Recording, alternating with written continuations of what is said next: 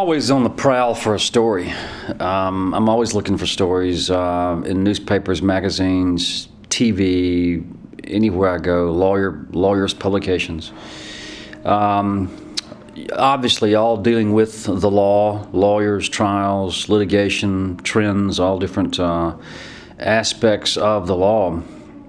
I never thought I would find a story in an obituary, and that's where the story of Ron Williamson came from.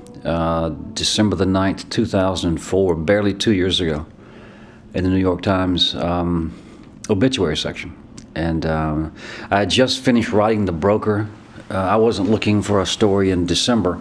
I finish every book by Thanksgiving. Mm-hmm. That's the annual goal, the annual deadline. And I really coast through the holidays. I don't work a whole lot during the holidays. And suddenly I had this story that was extremely compelling. And as I soon realized, the obituary barely scratched the surface of Ron Williamson's tragic life. I practiced law for 10 years in a small town in Mississippi. And I had murder cases and all different types of criminal cases.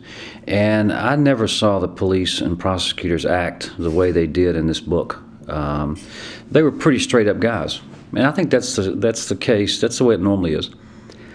And I was astounded when I got into Ron's case and saw the sloppiness of the police and the inability, almost the willingness to ignore the real killer and pursue two men who were completely innocent. It opened up my eyes. The book opened up my eyes into the world of wrongful convictions, and it made me realize that there are a lot of innocent people in prison. Most police investigators and most prosecutors are honorable men who try to find the right criminals. But wrongful convictions happen all the time in our country, and so many of them could be prevented.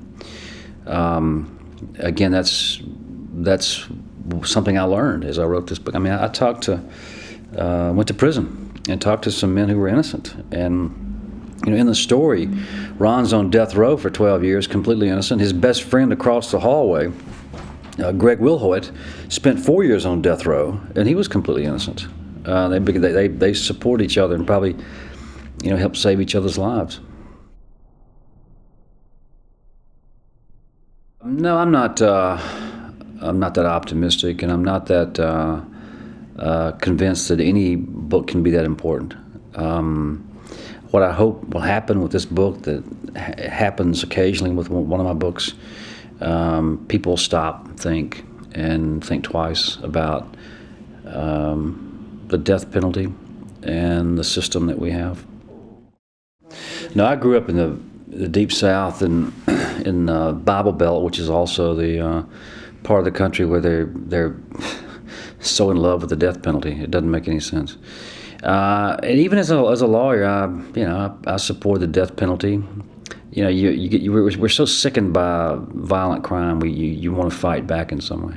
When I was researching the chamber in 1993, I went to death row many times in Mississippi, and I talked to the inmates and the guards and the executioners, and that's when I changed. That's when I realized it was not the right thing to do. I became morally opposed to state-sanctioned killing, and so this was I've felt this way for a long time.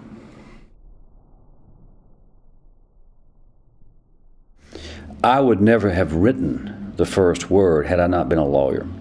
This was not a childhood dream. This is not something I thought about in college. It came, later in life. And if I had not been inspired by some stories that I had seen or been around or heard as a lawyer, I would not have had the inspiration to write. The stories came first. So the law was crucial and still is crucial. It pays off now every day because I understand the system, the procedures, the law, and so I write a book like The Innocent Man. I don't sweat the legal stuff. I often think, what would a non-lawyer do with a book like this? You'd have to do a lot of research, and do what a lot of authors do is hire a legal consultant to help them walk them through the minefield of the law. I don't think twice about it. It just comes natural. So it saves me a lot of time, and more importantly, it gives me the inspiration for the books. I love to watch trials and read about trials and lawyers and law firms and litigation. It's just good stuff, and the books sell, so I'll keep doing that.